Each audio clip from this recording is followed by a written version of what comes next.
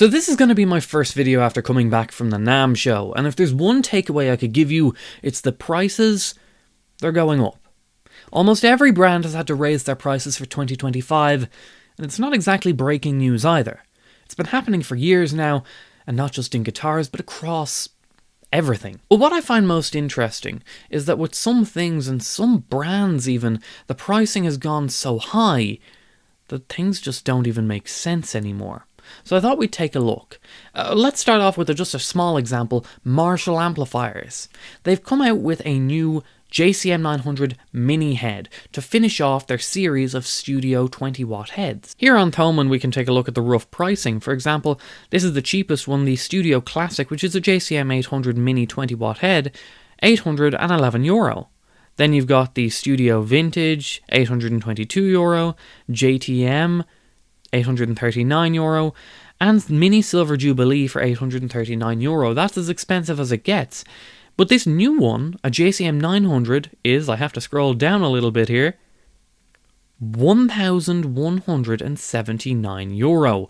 That's a difference of €340 between that and the most expensive mini head, which is the Mini Silver Jubilee. Like, it's so high that it's even more expensive than a full-size Silver Jubilee B stock. And the mini heads, especially between the Silver Jubilee and the 900, where it's roughly the same spec, it's made in the same place by the same people, but one is €340 more. I'm not sure that makes much sense other than it's new, so they feel like they can charge a lot more for it. I don't really see a justification in the valuation. But today I want to focus a little bit more on a guitar brand whose prices really don't make sense for the whole existence of the guitar brand. It's a very strange one, and I think it's very interesting. Okay, now before we get into our main topic, first I need to explain a little bit about a couple of different ways that a guitar company can operate. The first way is just by having a brand. And the example I would give of this is with Jackson guitars. If I go into a guitar store and there's a Jackson guitar for $200, it will have Jackson written on the headstock. And if I buy a $10,000 custom shop made in California guitar, it'll also have Jackson on the headstock. And every guitar in between in that price range and more, it's going to have Jackson on the headstock. And those are going to be Jacksons. And I quite like that because think about a Jackson player. I'm thinking Adrian Smith, Randy Rhoads, Chris Holmes, Marty Friedman. I'm thinking those guys. And when I wanted to play guitar, I wanted to be like them, and one of the best ways to do that was to play a guitar like them. And if their guitar had Jackson on the headstock, I wanted my guitar to have Jackson on the headstock. That's a great way of advertising a brand, is with artist endorsements. We know that. And for both the customer and the company, it's sort of a win-win situation, where the customer gets the guitar with the name on the headstock that they wanted. They get to feel like they are playing the guitar of their heroes. And for the company, they get a competitive advantage. A guitar might be similar spec, similar colour, similar shape to a different guitar with a different name on the headstock. But if it says Jackson, the person who's influenced by Jackson players is going to go for that one, even if it costs just a little bit more than the competition. So it's kind of a win-win. This, of course, is not to say that there aren't risks involved with having the low-end guitars having the same name on the headstock as the high-end ones. A prime example of the potential pitfalls of this business strategy would be with BC Rich. BC Rich guitars used to be known for high-end boutique guitars. However, they also introduced a line of very low-end, inexpensive import guitars that, to be quite honest, weren't the best quality. But they sold well because they offered a shape that a lot of young players were interested in. And unfortunately, because the guitars weren't particularly great, this did diminish the reputation of BC Rich from just making super high quality guitars to, well, people tended to associate them with not so great high quality guitars. And that's the pitfalls of having the same name on the headstock as the low end guitars and the high end guitars. So what's the alternative to this? What is the safety net to protect a brand's reputation in case the inexpensive guitars just aren't very good and it damages the reputation? Well, it's a sub-brand. And there's plenty of examples I could give of different sub-brands. You've got Fender's Squier. You've got Gibson with Epiphone. You've got Ernie Ball with Sterling. You've got ESP with LTD. And that's who we're going to be talking about today. ESP started up in the mid-1970s in Japan and specialised in building guitar parts. Although towards the early 80s, ESP started bolting their parts together and building their own guitars.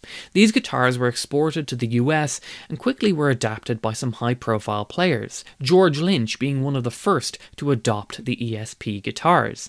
And after that, several other high-profile players started playing them. We've got Bruce Kulick, you've got members of Metallica, both Kirk Hammett and James Hetfield. In fact, look at Metallica's history, ESP are some of the most famous and well-recognisable guitars of their entire careers, and they still play them to this day. With high-quality guitars and high-profile players playing them, it's no wonder that ESP quickly grew as a brand.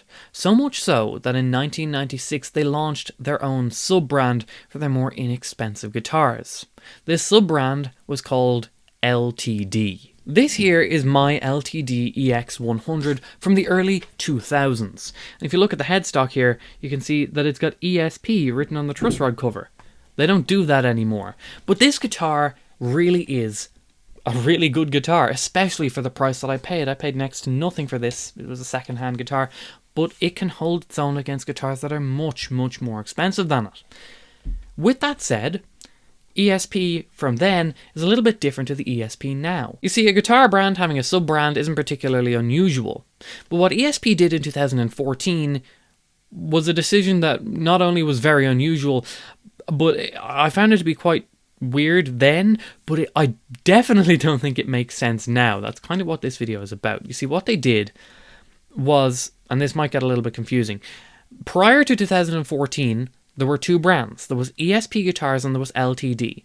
LTD was the budget sub-brand and they were made in Korea. And then there was ESP. And that logo on the headstock covered two types of guitars. It covered their custom shop guitars and it covered the ESP standard line of guitars, the production line made in Japan. And that was your two brands. In 2014, ESP subdivided the ESP brand, and they made it so that ESP, and any guitar with ESP on the headstock and the logo, that was an ESP custom shop. Those were the super high-end, like most expensive guitars, they had ESP written on them. And the ESP standard line, prior to 2014, became E2. A completely new brand. And this choice to subdivide the brand was a little bit confusing at the time because ESP was such a well-known brand. You know, when I see players playing ESP, it was an ESP. And yeah, if you wanted to play like them, you could get an LTD, but an E2 was just this new thing. And the only way to explain it to someone is to say, oh yeah, it's like an ESP and it would have had ESP on the headstock before, but now it doesn't. And as much as people protest, the name on the headstock does matter to people. It is marketing 101 that brand names matter and influence decision in purchasing. And if you're charging the same amount for what was an ESP standard for now a completely new brand that is not known to be used by anyone, you don't have that link to Metallica or Queensryche or Slayer or anything, even though it would have said ESP prior to 2014, it doesn't now. It's a completely new brand and you're charging ESP prices for it. It just felt like a bit of a strange decision.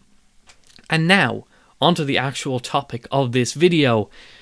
The prices don't even make sense anymore. And just a quick point of reference for international viewers, today I'm going to be dealing in euro, because that's the currency I deal with, but it's very close to the US dollar at the moment. €1 equals to $1.03, so you can scale that up. €100, $103, €1,000, $1,030, and so on. So I'm on Thoman's website, I'm looking at some LTDs here. This is a nice looking guitar. This is the Alex Skolnick signature guitar, new for 2025. It's a nice colour. It's a kind of super stratted Les Paul style guitar. Very nice. It's the ESP LTD that is made in Korea. It is €2,333. That's quite a lot. Gone are the days that LTD were just the budget brand, but what's strange is that you can then get a E2. This is a 7-string ESP E2 made in Japan, it would have had ESP written on the headstock prior to 2014, and it is the same price as an LTD. We can scroll up even further. We've got a bunch of E2s. They're steadily getting more expensive. That's a nice one. This is €2,490. We got the flame maple top. It's a nice colour. Nice E2 there. €2,490. We can keep scrolling though. We can get to even more expensive. €2,555. And this is an LTD. Now, this is the signature guitar for the guitar player from Rammstein, so there is going to be an artist cut, but $2,500 for the LTD. And what is it? It's a neck-through guitar with Fishman Fluence pickups, stainless steel frets, made in Korea. Okay, cool. It's a kind of the vintage white colour, and the shape is kind of like a Firebird. This is an ESP E2. It will just say ESP prior to 2014. It's the same exact price.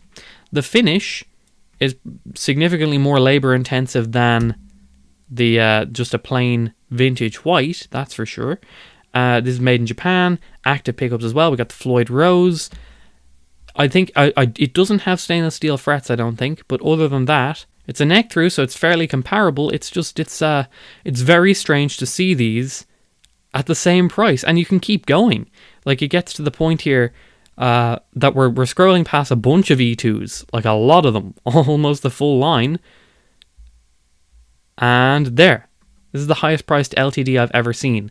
€2,759 for this. Now, it is a signature guitar, you've got to factor that in, and it does have an Evertune, something to factor in there.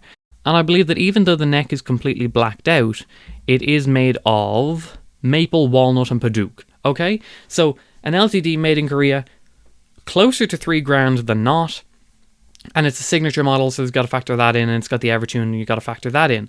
But Evertunes don't add that much of a price. Take a look at Solar. They can sell this guitar here for $1,000. It's made in Indonesia though, so maybe not the best comparison. So what about this? This is a Vola, which is a signature model that has an Evertune for $1,500. So significant difference there. Signature model Evertune, $2,759 made in Korea, versus a guitar that's made in Japan, which would cost more to do. It's like they're charging for ESP prices, but with LTD. This is a guitar that's on par in price with other ESP E2s, and more expensive than a fair few ESP E2s as well. So now if I adjust my price range here across Thomann, across all its electric guitars, €2,600 to $2,759. That's the highest price, that's the highest LTD price.